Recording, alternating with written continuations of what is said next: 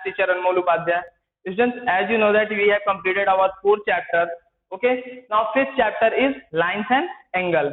Today we will discuss our fifth chapter, lines and angle, in which we will study what is line, what is angle, different types of thing we will discuss in this chapter. Okay, let's start. First of all, line and angle to start with a single point. Okay, what is point? आप बताइए point क्या होता है? ठीक है, इसी point से पूरी ज्योमेट्री स्टार्ट होती है, लेकिन सबसे मेन इंपॉर्टेंट जो थिंग होती है पॉइंट की, इसकी कोई बेटा लेंथ नहीं होती, ना ही इसकी कोई ब्रेथ होती है और ना ही इसकी कोई हाइट होती है. ठीक है, पॉइंट एक ऐसा डायमेंशन कह सकते हो जिसमें ना लेंथ, ना ब्रेथ, ना हाइट होती है. ठीक है, लेकिन इसी चीज से हमारी ज्योमेट्री स्टार्ट हो जाती है. ठीक है, आगे बढ़ते हैं बेटा. पॉइंट के आगे आता है बेटा लाइन. ठीक है, लाइन क्या होता है ये हम लोग जानेंगे. ठीक है, सबसे पहले तो हम लोग कहते हैं कि लाइन सेट ऑफ, अगर पॉइंट को आप देख रहे हो ये पॉइंट्स हैं. ठीक है, अगर इन्हीं पॉइंट को हम कोलिनियर एकदम मिला दें तो एक लाइन का निर्माण या फॉर्मेशन करती है. ठीक है, तो ये हो गई आपकी लाइन. वैसे बोला जाए तो लाइन के पास कोई भी एंड पॉइंट नहीं होती है. मीन्स लाइन दोनों तरफ से आगे की तरफ बढ़ सकती है, इस डायरेक्शन से भी बढ़ सकती है और इस डायरेक्शन से भी बढ़ सकती है. अगर आपके पास पूछे एग्जाम में, एमसीक्यू में आते हैं कि लाइन के पास कितने एंड पॉइंट होते हैं, तो लाइन के पास कोई भी एंड पॉइंट नहीं होता है. ठीक है, आगे आते हैं बेटा, वो है लाइन सेगमेंट. ठीक है, बहुत लोग लाइन सेगमेंट बोलते हैं. ठीक है, इसमें क्या होता है, ये भी एक टाइप की लाइन ही होती है, बट इसके दो एंड पॉइंट होते हैं. इसके दोनों छोर पे क्या होते हैं, दोनों एंड पे एक एंड पॉइंट लगा होता है. ठीक है, जिससे कि ये आगे नहीं बढ़ सकती. ठीक है, जब कभी भी आर्ट वगैरह आप बनाते हो बेटा, तो आपके आर्ट टीचर यही कहते हैं कि हमें क्या ड्रॉ करना है, 5 सेंटीमीटर की लाइन सेगमेंट ड्रॉ करना है. ठीक है, क्योंकि आप फिक्स हो. ठीक है, ना 5.1 जा सकते हो, ना 4.8 जा सकते हो. ठीक है, मतलब दोनों पॉइंट पे एंड पॉइंट लग जाएंगे. तो लाइन सेगमेंट क्या होता है, ऐसा फिगर जिसमें, या ऐसी लाइन जिसमें दो एंड पॉइंट होते हैं, उसे कहा जाता है क्या, लाइन सेगमेंट. ठीक है, आगे आते हैं बेटा, ये है रे.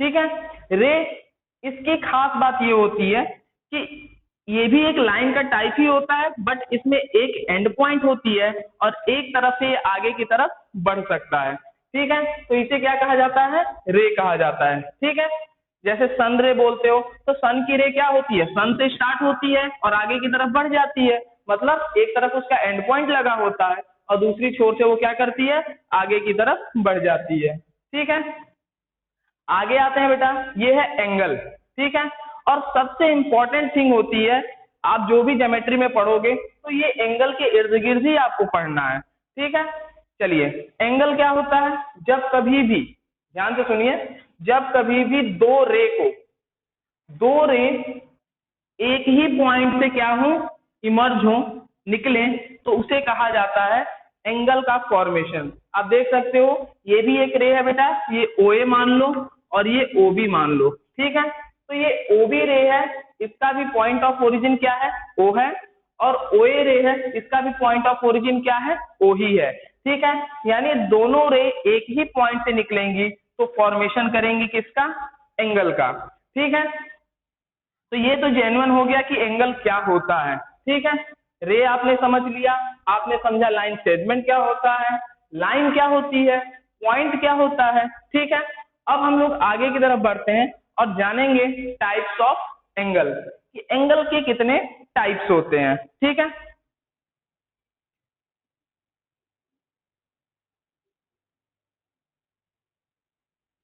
चलिए, डिग्री के बेस पे अगर बात करें तो एंगल जो होती है बेटा कितने टाइप की हो सकती है. Number 1, acute angle. ठीक है, दूसरे नंबर पे आती है क्या, राइट एंगल. थर्ड नंबर पे आती है ऑब्ट्यूज एंगल. फोर्थ नंबर पे आती है स्ट्रेट एंगल.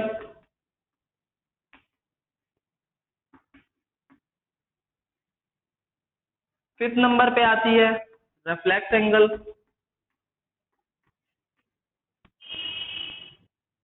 और 6 नंबर पे आती है कंप्लीट एंगल।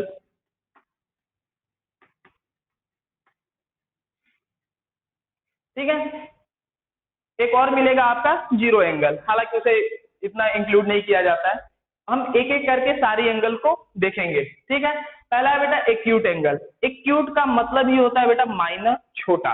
ठीक है, तो ये छोटी एंगल होती है जिसकी वैल्यू कहां तक होती है, ये जीरो से तो बड़ी होती है। ठीक है, जीरो से बड़ी होगी बट 90 से छोटी होगी। ठीक है, ध्यान रखिएगा, एक्यूट एंगल जो होती है बेटा वो जीरो से क्या होती है, बड़ी होती है, और 90 से क्या होती है, छोटी होती है। ठीक है, अगर आपको सपोज दिया गया है, पूछा गया कि 0.5 डिग्री क्या है, कौन सी एंगल है, तो आपको बोलना होगा एक्यूट एंगल। ठीक है, और इवन आपसे ये भी बोला जाएगा कि 89.9 क्या है, तो ये भी एक एक्यूट एंगल है क्योंकि ये 90 से छोटा है। ठीक है, जीरो से अगर बड़ा होगा, 90 से छोटा होगा, तो उसे कहा जाएगा क्या, एक्यूट एंगल। ठीक है, नेक्स्ट नंबर है बेटा राइट एंगल का। ठीक है, राइट एंगल क्या होती है, जब आपका प्रोटेक्टर, ठीक है, प्रोटेक्टर आप देखे होंगे चांद जैसा बना होता है।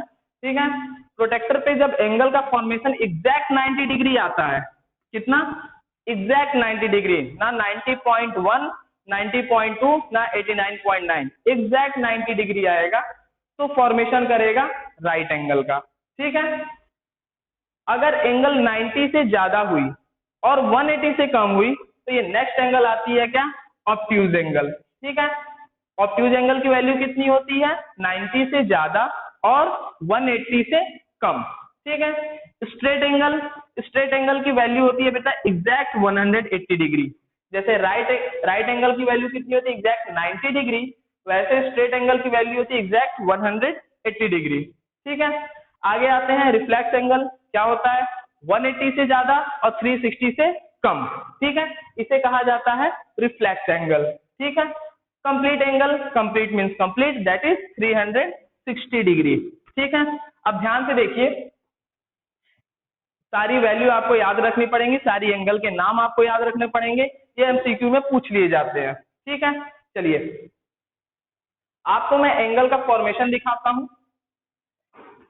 ये है एक रे, ठीक है, ये है इसका पॉइंट ऑफ ओरिजिन। ठीक है, अगर इसी रे पर बेटा कोई और रे है, ठीक है, ये, तो फॉर्मेशन होगा 0 डिग्री का।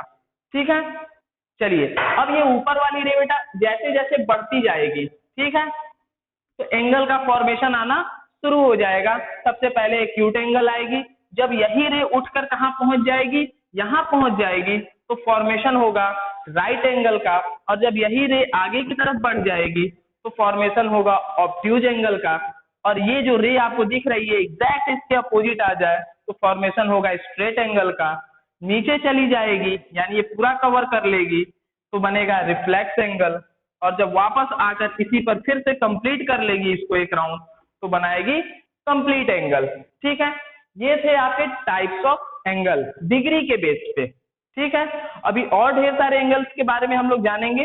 चलिए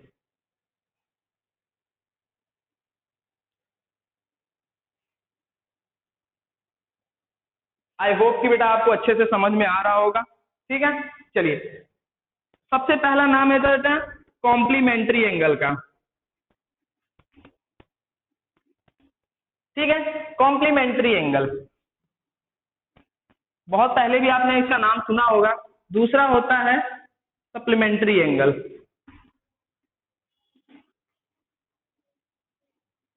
ठीक है, कॉम्प्लीमेंट्री एंगल और सप्लीमेंट्री एंगल। ठीक है, देखो आप एकदम आसान भाषा में समझो क्या होता है कॉम्प्लीमेंट्री।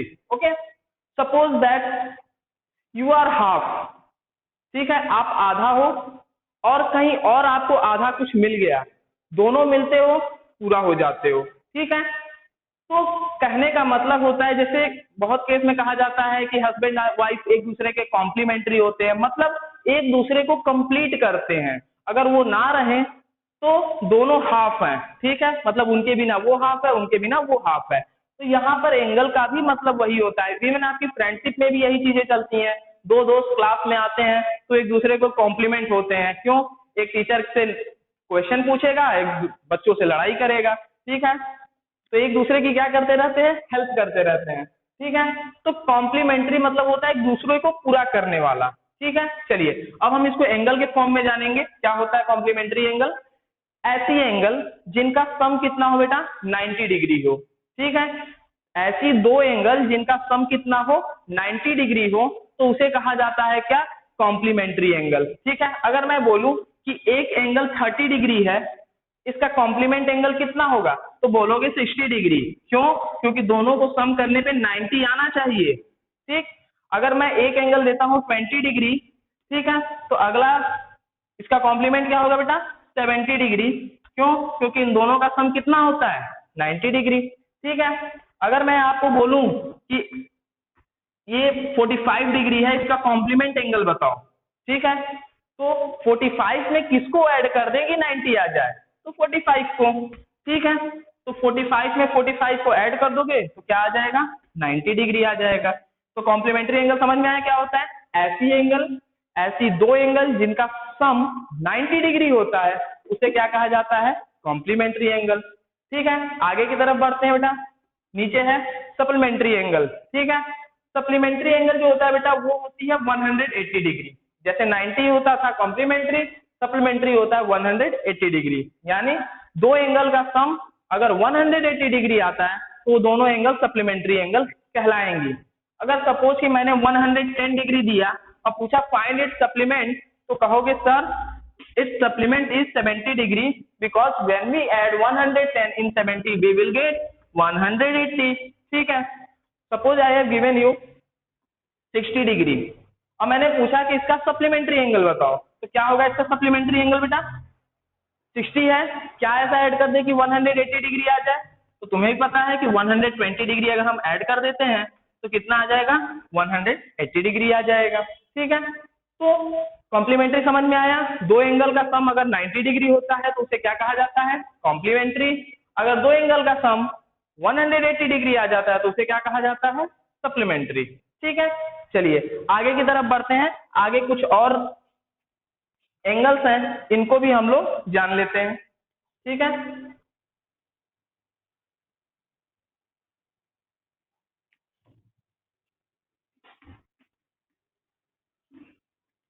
Adjacent angle. ठीक है, नेक्स्ट एंगल है बेटा एडजेसेंट एंगल, इसको देखते हैं क्या होता है।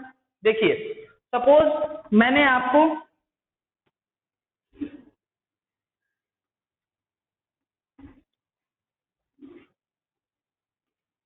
ठीक है, बहुत ढेर सारी एंगल इसमें बना रखा है। ठीक है, ये है ओ, ए, बी, सी, डी। ठीक है, इसमें बहुत ढेर सारी एंगल हमने बना रखा है। ठीक है, तो सबसे पहले क्या होगा कि एडजेसेंट का मतलब होता है बेटा बगल, क्या होता है, बगल। ठीक है, सिर्फ तो अगर मैं पूछूं कि बताओ एंगल बी ओ ए की सप्लीमेंट एंगल कौन सी है, तो देखो इस एंगल के बगल वाली एंगल कौन सी है, यही तो है, ये तो है नहीं, ये है। ठीक है, तो बोलोगे कि sir B O A angle की एडजेसेंट एंगल सप्लीमेंट, सॉरी नहीं, एडजेसेंट एंगल होगी सी ओ बी। ठीक है, क्योंकि इसके बगल एंगल यही है। अगर मैं पूछूं कि एंगल सी ओ बी के एडजेसेंट एंगल कौन सी होगी, तो आपके पास दो ऑप्शन है। अगर मैं पूछूं कि इसके बगल एंगल कौन सी है, तो ये भी है और ये भी है, तो आप बता सकते हो कि sir angle C O D is the adjacent of C O B. ठीक है, और B O A is also the supplement adjacent of angle C O B. मतलब ये दोनों एंगल जो है बेटा, ये भी और ये भी इसके क्या है, एडजेसेंट है, बगल में है। ठीक है, तो इसके बगल में ये है, इसके बगल में ये है। ठीक है, अब हम लोग सीखेंगे कि कैसे एंगल बोला जाता है, कैसे लिखा जाता है। सपोज दैट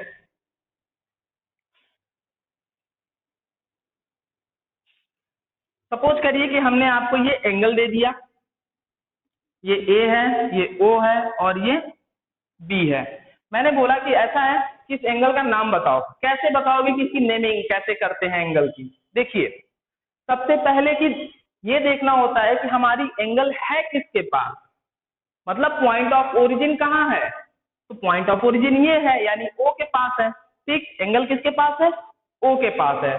तो जब कभी भी आप नाम लिखोगे, ठीक, तो ओ हमेशा मिड में लिखोगे, बीच में, ठीक है।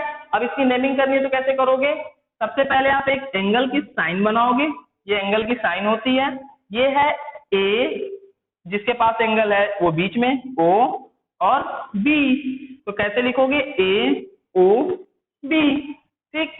या दूसरा तरीका क्या है कि एंगल का साइन बनाओगे, इस बार एंगल यहां से शुरू करोगे, बी ओ ए, ठीक है, तो क्या हो जाएगा, बी ओ ए। तो आप इस एंगल को दो तरीके से लिख सकते हो, angle A O B, angle B O A. पर ध्यान से देखो, ओ हमेशा मिडिल में ही रहेगा, क्योंकि एंगल किसके पास है, ओ के पास है। समझ में आया। तो ये होता है एंगल का नोटेशन, एंगल कैसे लिखेंगे, adjacent angle, complementary angle, supplementary angle, आपको समझ में आ गया होगा। लाइंस क्या होती हैं, ठीक है, पॉइंट क्या होता है, लाइन सेगमेंट क्या होता है, रे क्या होता है, ये सारी चीजें हमने डिस्कस कर लिया है, ठीक है। अब आपने एंगल लिखना भी समझ लिया है। सपोज करिए एक और एक कॉम्प्लिकेटेड एग्जांपल लेते हैं, ठीक है।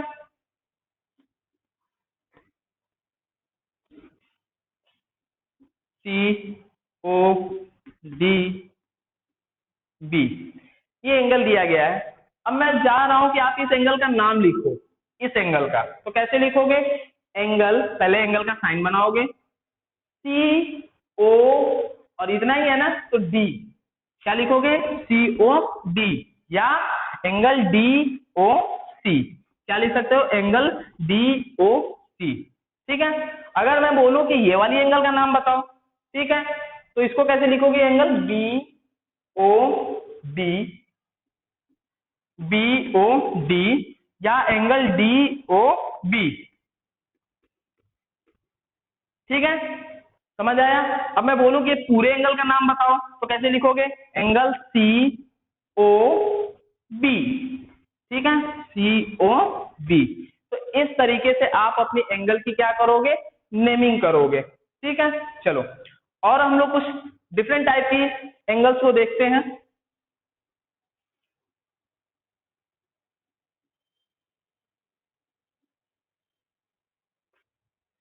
सबसे पहली एंगल आती है बेटा वर्टिकली अपोजिट एंगल, ठीक है, जिसको बोला जाता है वी ओ ए, ठीक है। वर्टिकली अपोजिट एंगल जो होती है,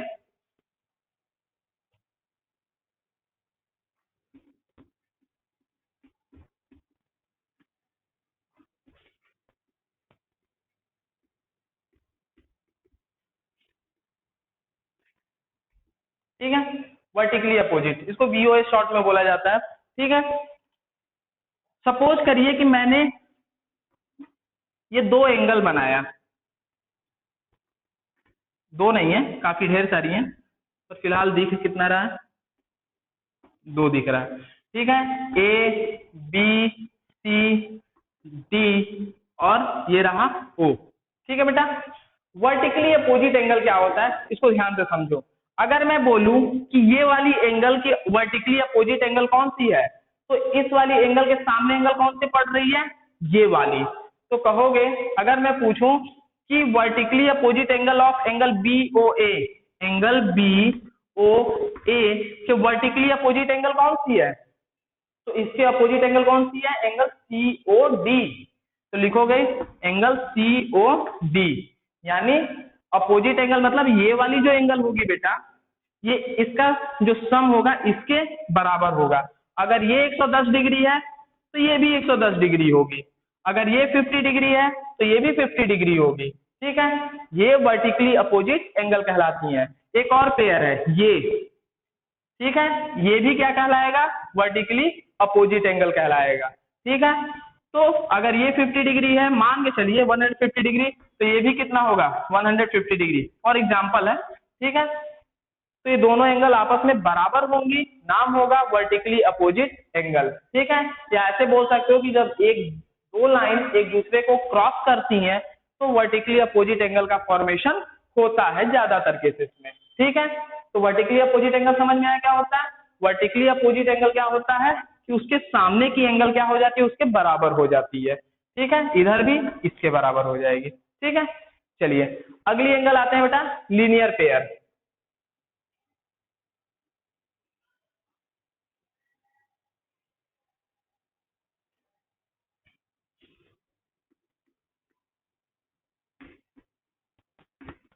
चलो, लीनियर पेयर क्या होता है ये जानते हैं। ठीक है, लीनियर का मतलब होता है बेटा स्ट्रेट। क्या होता है? स्ट्रेट। ठीक है, ये एक हमारी स्ट्रेट लाइन है और यहीं से एक एंगल निकल जाए। ठीक, तो एक स्ट्रेट लाइन कितने की होती है? 180 डिग्री की एक स्ट्रेट लाइन होती है। ठीक है, एक स्ट्रेट लाइन कितने की होती है? 180 डिग्री की। तो ध्यान रखिएगा, इस एंगल और इस एंगल का दोनों का सम कितना होगा? 180 डिग्री। अगर सपोज करिए ए एंगल, ये ए है और ये बी है, तो ए प्लस बी का सम कितना होगा? 180 डिग्री। इसको कहा जाता है क्या? Linear pair. ठीक है, अब ऐसा नहीं है कि सिर्फ इतना ही होगा, कुछ भी दिया जा सकता है आपको। ठीक है, अगर ऐसे दे दिया गया और इसको बोला गया कि ये ए है और ये सी है, ठीक है, तो क्या करोगे? एंगल सी ए और बी, सी प्लस ए प्लस बी, ये तीनों का सम कितना होगा? 180 डिग्री होगा, क्योंकि सारी एंगल जो बनी है वो एक स्ट्रेट लाइन पर बनी है। ठीक है, तो ये तीनों एंगल का सम कितना होगा? 180 डिग्री होगा। और नाम दोगे क्या? Linear pair. क्या नाम दोगे? लीनियर पेयर, शॉर्ट में एलपी बोला जाता है। ठीक है, इतना समझ में आया? आगे और कुछ एंगल्स देखते हैं बेटा।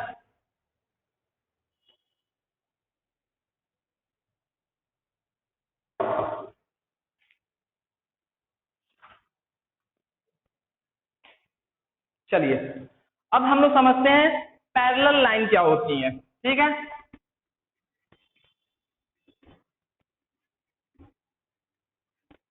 क्या होती है parallel line?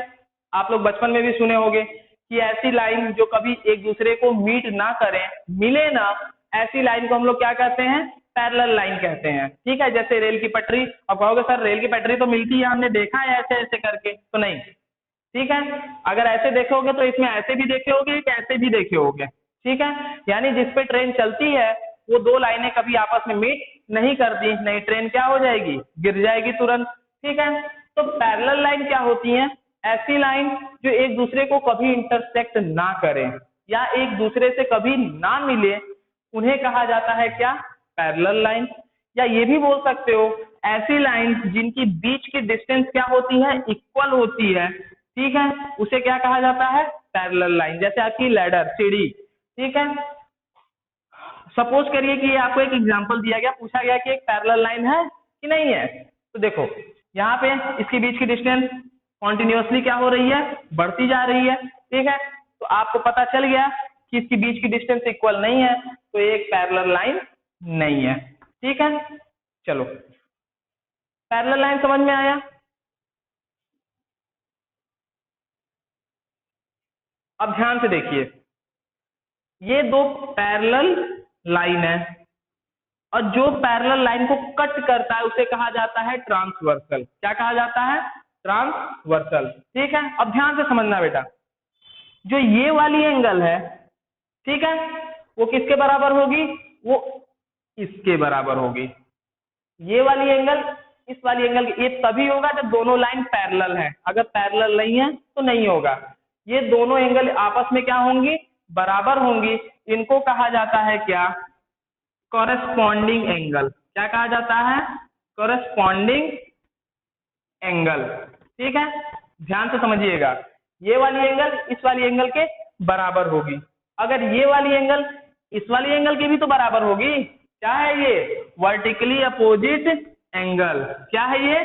Vertically opposite angle. ठीक है, ये दोनों एंगल आपस में बराबर होंगे तो क्या कहोगे? Vertically opposite angle. होती ही है, होंगी नहीं, होती ही है। ठीक है, चलिए अब ध्यान से समझते हैं, ये वाली एंगल, ये वाली और ये वाली एंगल, ये दोनों एंगल का सम होता है 180 डिग्री।